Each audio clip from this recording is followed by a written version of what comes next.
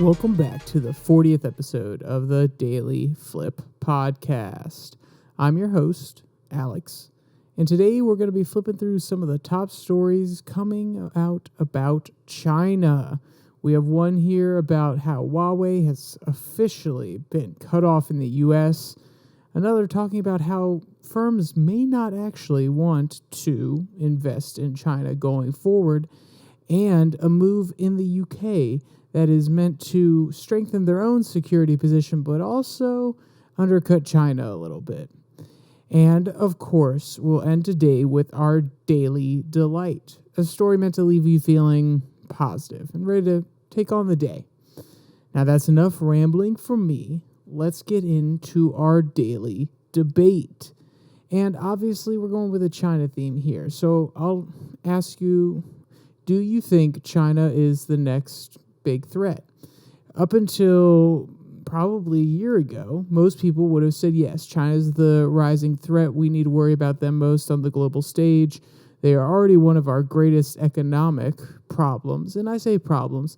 They're a great contributor, and we've worked with them very well. We've helped open up their economy. But at the end of the day, if you're looking at the global economy, they are the U.S.'s biggest competitor. So, this sentiment had been growing that we need to start worrying about China a little bit more. But then Russia invaded Ukraine, and that reframed some of the conversation about who we need to be worried about. And of course, people are still worried that China may invade Taiwan, and that's why they are still at the forefront of some conversations. But I ask you, is China the number one threat? Or, because of Russia's aggression, are Russia the number one threat in your mind? I'd love to have your thoughts put down in the comments section below. The last video got a few comments that I responded to. It's great to see a little bit more engagement. I like it. Now let's get into our first story. Like I said, it comes from the American Military News. And the headline reads, U.S. bans Huawei and 8 other Chinese companies. And if you've been paying attention, both Trump and Biden have both put in executive orders that have outright banned certain U.S. companies from working with Chinese companies. And the Huawei ban was actually put in place, or at least the ball was pushed a little bit, and now it's rolling full steam. Trump enacted a executive order that said we cannot use Huawei technology when creating 5G infrastructure. And there was a big push to get other countries to do the same thing, to not have Huawei get involved in creating their new infrastructure. And, of course, this is a big deal because 5G is the technology of the future. It enables faster communications, and a lot of countries, of course, want to get in on this. They want to have the most up-to-date infrastructure. They want to be able to send information back and forth to one another very quickly, within their own country very quickly. But any company that works in China, any China-based company, has to, at the end of the day, be subservient to the Chinese Communist Party. And I know I'm kind of straying from the article, but you do need to have this background and this understanding to get why it's a big deal that these companies are trying to reach into Africa, Europe, other parts of Asia, South America, North America, and they're trying to sell their products to these countries because at the end of the day, yes, they can make a lot of money building out this 5G infrastructure, but also the Chinese Communist Party behind the scenes is telling them, okay, you go out there, we want you to make lots of money for your company and therefore the country, but we also want to have a back door into some of these systems so that we can access the information. We can try to get access to patents and other intellectual property, as well as state secrets and other types of confidential communications. If you look at the center of, I feel terrible, but there was a organization in Africa that brought together a lot of the largest states, and it was basically like an African Union. And the Chinese government was contracted to build their headquarters. Years later, it was found out that the headquarters was planted with lots of bugs, communication devices to listen in on what was happening during some of the key meetings in this Union of African States. And I feel very terrible that I can't remember the name off the top of my head, but it was a huge pressing story. And the reason I bring it up is it really does support the fact the Chinese government, they are using their companies that are based inside their country to spread their influence over the world and gain information. And if Huawei was to be able to sell their 5G infrastructure to all of these countries, then they would have a even larger way to get hold of this information. And remember, it's not just about, oh, well, we're installing this 5G network once. In order to upgrade it, in order to supplement it with new pieces of technology, they would have to call in Huawei again. So even if they don't build in the most rigorous or the best backdoor system the first time, because of the fact that they're going to be servicing it constantly, they can add these features later that allow the Chinese government or even Huawei just to siphon off information going through those systems. So this was a huge national security concern. And that's why Trump and Biden and almost everybody in Congress, this is a bipartisan issue, has come behind this legislation, executive order to say, no, we are not going to be dealing with Huawei. We're not going to be selling them technology, and we're also not going to be buying them technology. There's a quote here, quote, "The U.S. has banned electronics from Huawei and several other Chinese companies from being sold or imported. A decisive step to contain the influence of companies already deemed national security threats that may be spying for China." The Federal Communications Commission on Friday closed a loophole that allowed U.S. companies to purchase electronic equipment from companies, including Huawei, that the U.S. government had deemed too risky to buy from itself, end quote.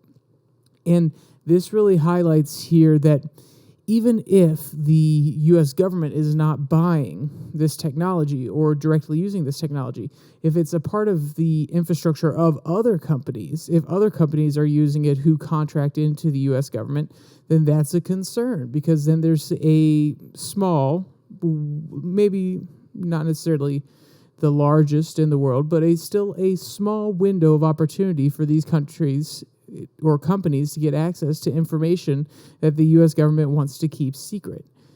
There's another quote here, quote, "The covered list, which currently includes 9 Chinese companies and 1 Russian company, were banned from selling in the United States. Quote, "It marks the first time in FCC history that it banned communications and electronics equipment for national security concerns, with the broad bipartisan backing of congressional leadership," end quote. And I think it's, of course, important to highlight that this is a bipartisan effort. People, if anything, the Cold War was our great fight against communism and the USSR. It was a uniting force. And the fact that this is a bipartisan measure, in my opinion, shows that this could be another rallying point. Currently, it's very divisive in American politics. And I know that's not a fresh opinion.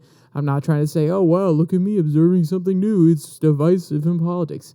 We know that it's been a divisive last few years in politics.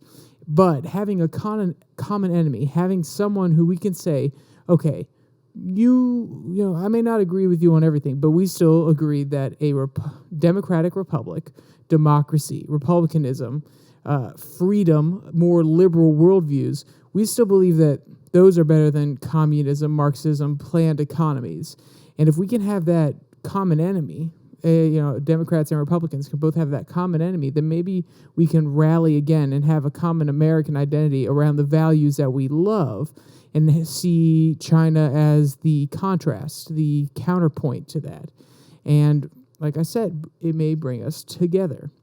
But there's also the flip side, and I think that this needs to be brought up, not trying to say that this isn't a good move to ensure our national security, but you have to be very hesitant when the government says or bans certain products, certain things, and says that we're doing it for national security concerns.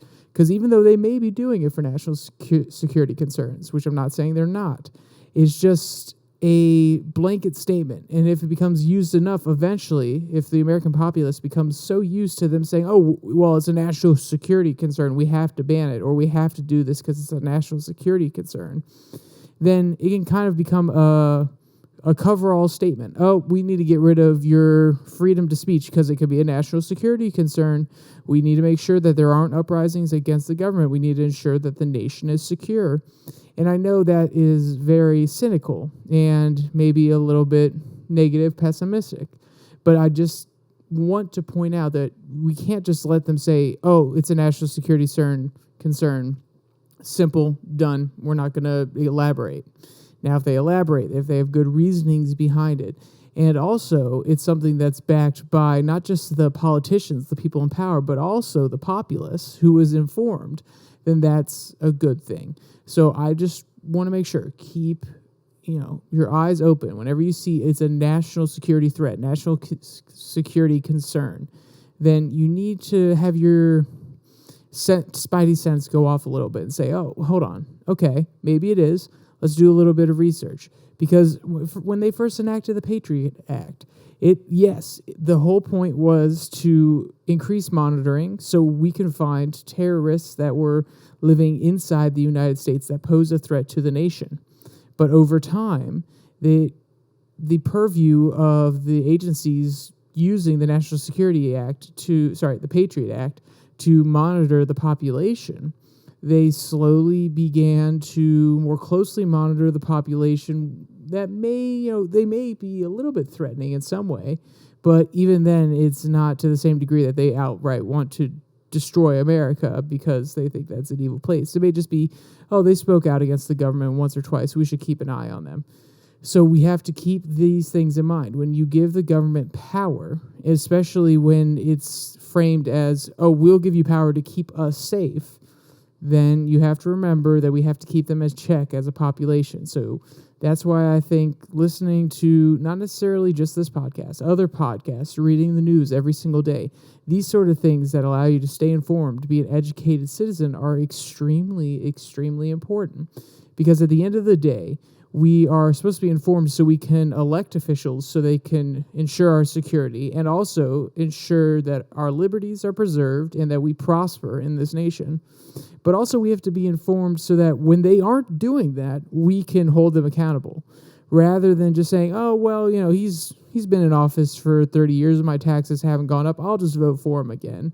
When a candidate, he or she may have some blaring issues that aren't brought up in the media very much, but you're just so comfortable voting for them because you're not informed and they've been your senator for 30 years and you might just say, oh, well, I'm voting R, I'm voting D. So that's why staying informed in these sort of situations is extremely important. So you know when the government's BSing you and when you need to stand up for what you believe in and take a more active role in the governing of our country. That is the beautiful thing of our republic/democracy.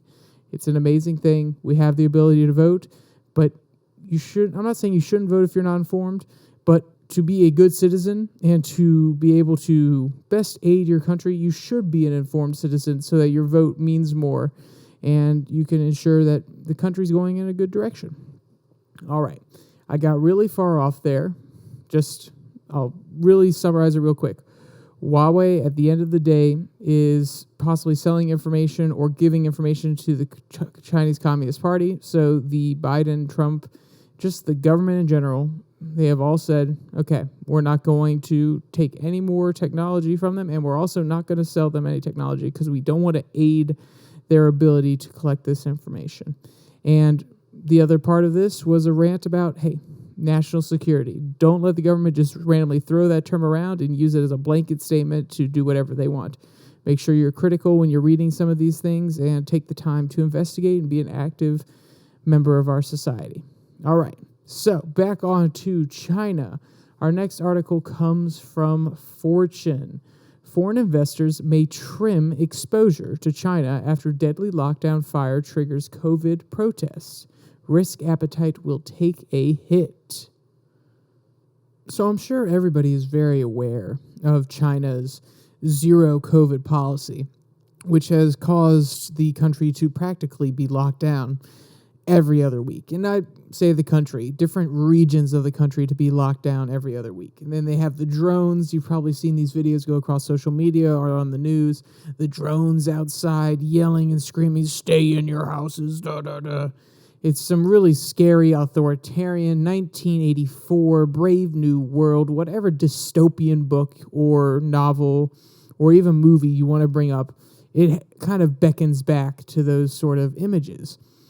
So with China starting to ease the zero COVID policy things, some investors have started to say, hey, okay, China is finally opening up their economy again. The supply chain issues may start slowing down. We may be able to keep investing. And big companies such as BlackRock have continued to up their investment throughout the majority of the COVID pandemic.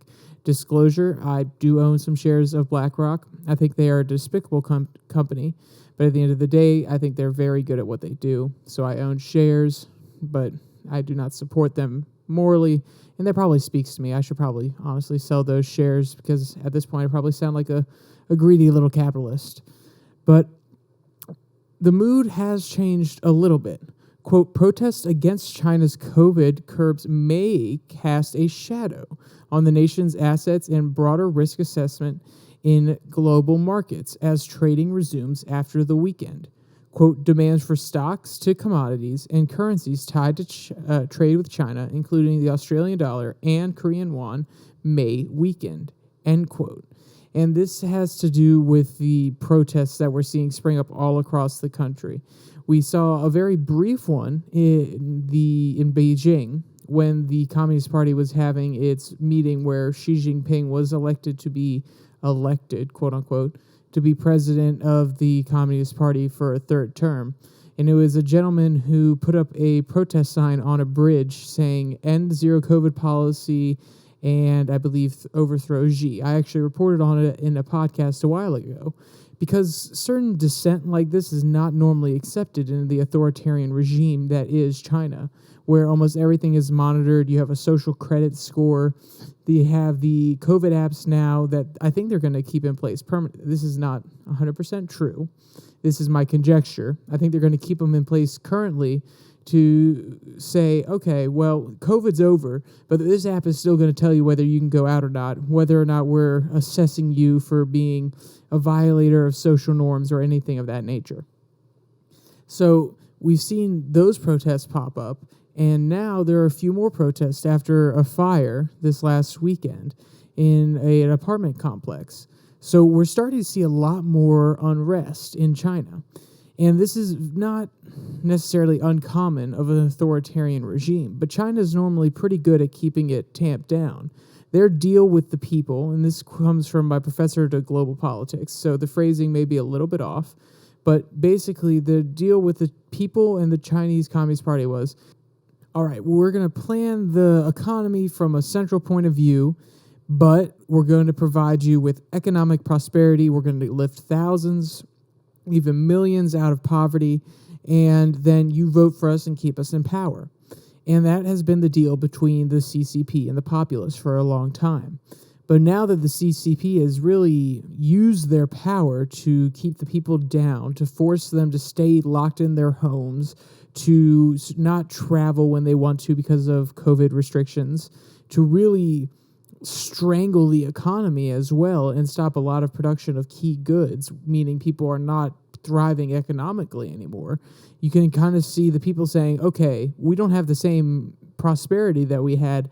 Now we're going to riot. We can put up with all the draconian BS of having people disappear, not having freedom of speech online, not being able to play video games when we want. And yes, I know that sounds weird, but they actually did ban video gaming at a certain time of day for children and other adults, which I thought was funny. But all these things, they were accepted because at the end of the day, the Chinese Communist Party was providing prosperity and economic growth. Now that that has slowed, the people are starting to protest on top of a few more human rights violations that are coming to light. So this has caused some people to say, okay, maybe we shouldn't invest in China anymore. Quote, the dramatic turn of events add fresh uncertainties to the outlook of the world's number 2 economy and its markets. Just as some recent loosening of virus controls and sweeping property rescue efforts have helped Chinese stocks stage a remarkable rebound, the protests triggered a deadly fire in an apartment block under lockdown in the western city, also threatened to further dilute a moderate, well-anticipated monetary easing step by China's central bank. More easing or refinement of the COVID measures will be needed to curb discontent, end quote. And this is, interesting that BlackRock, even after some of these things have come out, is still trying to double down on its investment in China. I wonder what's happening there. I wonder if they have an inside track or if they're giving promises, or maybe they've just invested so much in China that they really have to say, no, we're going to double down on our investment and you should too. Maybe they're trying to get people to pump money in so then they can get their money out before everything comes falling down. Quote, optimism has reemerged in the Chinese market since Beijing cut quarantine periods and dialed back testing on November 11th, triggering a rally that added almost $370 billion to the value of equities in the MSCI China Index. A growing chorus of bullish China calls on Wall Street have cited cheap valuations and friendlier policies, end quote. So, as you just said there, the big boys on Wall Street, BlackRock, and some other big investors are saying that this is the time to get into China, while a lot of the political analysts and a lot of the more small-time investing firms are saying, I don't know, there's a little bit too much risk there for me. I can't just throw in a whole bunch of capital into China and hope everything goes well at the end of the day. So I think it's going to be interesting to see how everything pans out. If these protests settle down, if Xi's able to really cement his third term, and he already has cemented the fact that he's going to have a third term, but if he's able to cement power within the next few months and get protests under control, get COVID behind them, and fix the supply chain issues, then they're going to see a rebound. But at this point, the pessimists are winning this argument, saying that they don't see it coming anytime soon. All right, so that's enough talking about the markets in China. Let's go to our last article from express.co.uk. And this one, the headline reads, Brexit Britain eyes EV revolution with a new strategic asset to end reliance on China. So as everybody knows, over the last few years, we've had a really large push into the EV market. And the ever-growing popularity of these EV cars means that we're starting to develop larger, more efficient batteries. Batteries require lithium, cobalt, nickel, a lot of these precious metals. And you may be asking, why?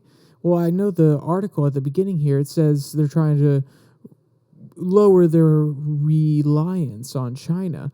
But why are you talking about a article from the United Kingdom talking about EV cars and then going on a tangent about batteries? And the big connection here, the connecting string, is guess where a lot of those metals get refined and where a lot of the largest battery producers are. Oh, wait for it. China. There you go. If you said China, you guessed right on that one. A lot of the refining capabilities and battery factories for these large batteries that are used in these EV cars are in China. So, at the end of the day, any country that's trying to move away from fossil fuels and trying to become less reliant on Russia, Saudi Arabia, all these other oil-heavy countries, then they have to turn to China because China has a huge market building these batteries, refining these raw materials. And also, not to mention, they just have a large amount of these raw materials coming in because they're also a big producer of semiconductors and a lot of other technologies that use these exact same metals. So, at the end of the day, that's why you see certain companies like Tesla building their own factories here in the United States. And this is why you see another project coming out of the UK. Quote, a new electric battery site set to be built in a Teesside could help end the UK's reliance on China and provide the electric vehicle industry with a massive boost. Allium Metals, a UK-based clean technology startup, announced earlier this month that it plans to build a new recycling plant in the UK for end-of-life electric vehicle batteries. This site will help lower the cost of importing large quantities of materials critical to energy transition. Since materials in the battery consist a significant part of the cost of an electric vehicle, this site could make EVs in the UK much cheaper, end quote. And they go on to talk about here, it could make the EVs in the UK cheaper because they don't have to get their batteries from somewhere else. They're also recycling materials, so they don't necessarily have to buy those rare materials from other countries. But they also talk about the importance of becoming less reliant on China. And they don't spell it out here besides the fact that, oh, well, we see what happened with Russia, how they can hold us hostage, so we don't want China to do the same thing. But there's also undertones of we don't want an authoritarian regime like Russia to be able to wield its power economically over us and tell us what we have to do. And that's what a lot of countries are doing currently. You see the U.S. doing the same thing with its CHIPS Act. And at the beginning, when I first covered the CHIPS Act, I was very in favor of it. Let's put it that way. I thought it was a great idea. Then as I read more into it, and I kind of had it in the back of my head, but it was really present when I started seeing other people say it as well, which is, well, the fact that we're cutting off supply to China means that they're going to have to create their own industry, and their own industry might become more robust because of it. Instead of being reliant on us, just like we're reliant on them for the finished product, they're reliant on some of the key inputs. So that kind of conversation came up in the back of my head, and I wonder if this same thing is going to happen in the UK. They're going to stop producing all these batteries in the UK with certain Chinese materials or refined materials. And then China's going to say, okay, well, there's not a market for it there in the UK anymore. We're going to make our own market here in China, which they already have started doing. What I think they are actually going to start doing is saying, okay, if the first world countries, if the global north doesn't want to buy our batteries or our materials for our batteries, then we're just going to make good trade deals with the global south. And I think that can also be a dangerous thing. If the West, the global north, if it turns away from China too quickly, then at the end of the day, they're going to have to sell it to other countries. And they're going to start supporting the more global south countries and give them favorable trade deals. And though at the end of the day, it's going to benefit China more than it's going to benefit those global south countries, those global south countries are going to become so dependent on China in the long run that they're kind of going to be united with them. It's kind of how the U.S. and the USSR during the Cold War started supplying different amounts of money, materials to certain African and Asian nations in order to sway them to their side. And at the end of the day, that could be a good thing. Competition on the global stage, forcing different countries, not forcing, but having different countries take different sides and have different markets that develop and allow competition to grow could be a good thing. But also it creates a place where those countries are ever more dependent on the big nations that are supporting them, and the big nations are just kind of sucking all the value out of them over time. So we'll see how this pans out. And I think that for the UK, it is a great move. At the end of the day, they are trying to become less dependent on China, and they're trying to make the EV transition cheaper for their citizens so that they can become less reliant on Russian oil as well. So there's lots of great geopolitical tactics here. But in the long run, you have to be very careful that you don't push away people that, even though they're not necessarily your allies, having them in a trade relationship with you keeps them in check more than if they're going out making their own trade relationships with countries that can't necessarily leverage their position on the world stage in order to get what they want. So we'll see how it pans out. I don't necessarily think that's going to be bad. The UK is probably very dependent in other ways on Chinese technology, but China may take this as an aggressive move, and they may start selling to other southern countries, especially in Africa, where they already have a foothold. And they may start really taking advantage of those countries more than they already have with these kind of emerging economies that may start transitioning to a little bit more green infrastructure here soon, especially if they get funding from these larger countries like China. All right, so we've talked enough about China and the downer of all those stories, and I don't mean to say that that's negative and, we moved on past the negative things. That's an important story, or at least an important snapshot of what's happening in China and international relations right now. We need to have that conversation. But let's jump to our daily delight. And this one comes from the Dodo. I know I've been stealing a lot of the daily delights from the Dodo recently. tiny dog jumps in carved pumpkin and decides he lives there now.